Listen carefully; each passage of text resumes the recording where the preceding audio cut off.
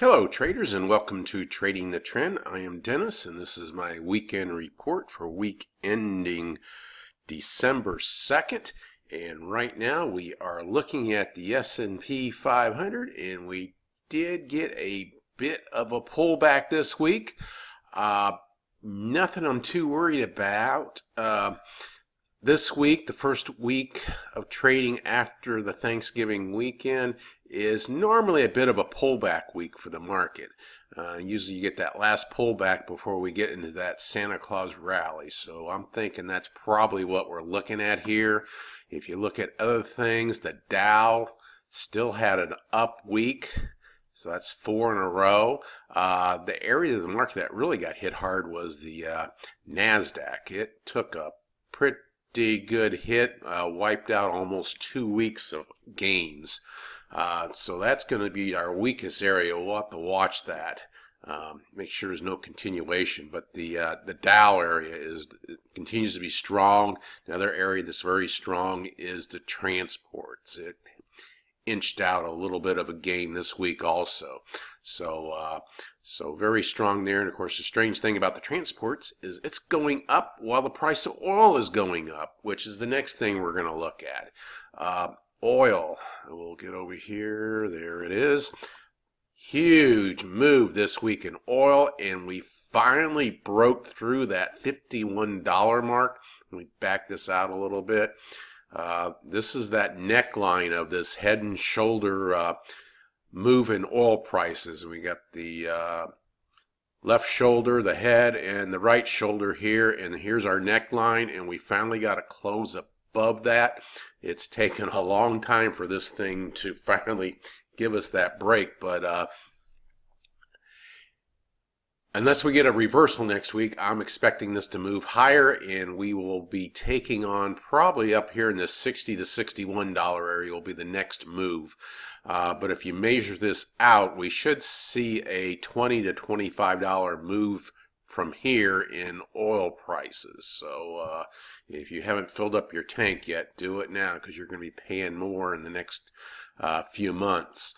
Now let's look at gold because it is still having its problems. We'll look at the gold miners first. We're trying to find a little bottom in this pullback, but as you can see, that's the patterns have been you stall out and then we have another hard down move. We try to gain a little bit and another hard down move, so we could be setting up for another move lower. We'll just have to see. The metals themselves, pretty much the same story. You can see every time we look like it's through going down, we get that hard move lower, and this is like, 4 weeks in a row we've moved lower. So metals are still not looking too good at the moment. Now let's take a look at our currencies. We'll start with my strong weak rankings. And compared to the previous week, it really hasn't moved that much. The dollar's gotten a little weaker. The CAD's gotten a little stronger because of the price of oil. But pretty much everything looks pretty much like it was the week before. So it's kind of staying on course. Now let's look at some currency pairs.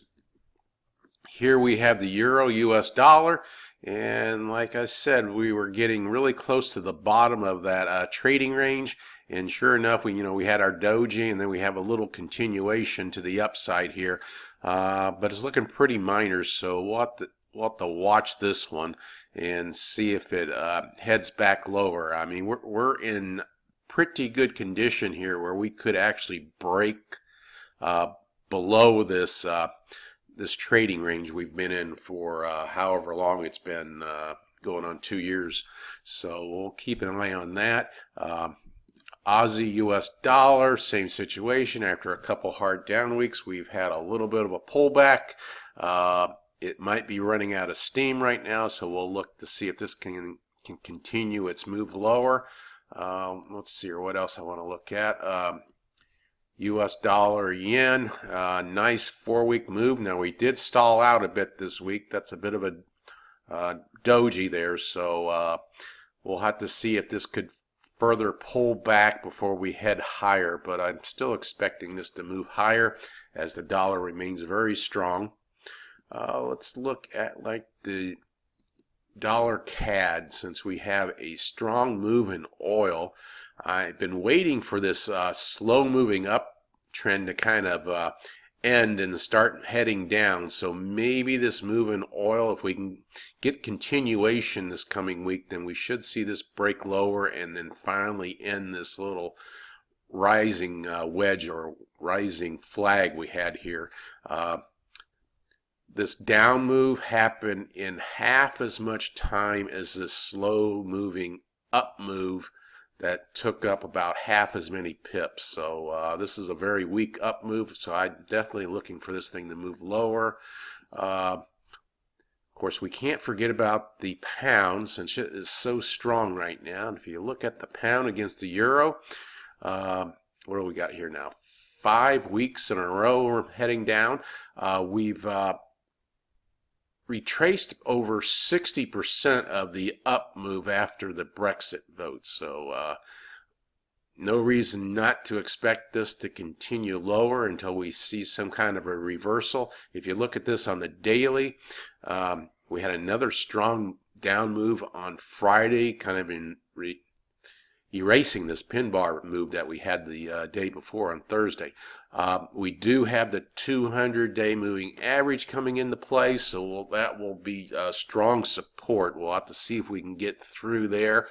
I would at least expect price to challenge it, and if we back out a little bit, 0.8250 looks like it was also a strong area of support, so that will be a important area to get through if this thing is going to continue its move lower and get back down here to where it was during the Brexit vote.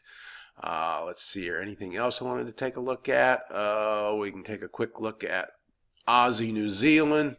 Actually, there's not really much you can do with this one because it's just going back and forth. So it's kind of a crap shot as to which way that's going to go. But that's pretty much everything I got. A little bit longer report this week as we had a lot to cover.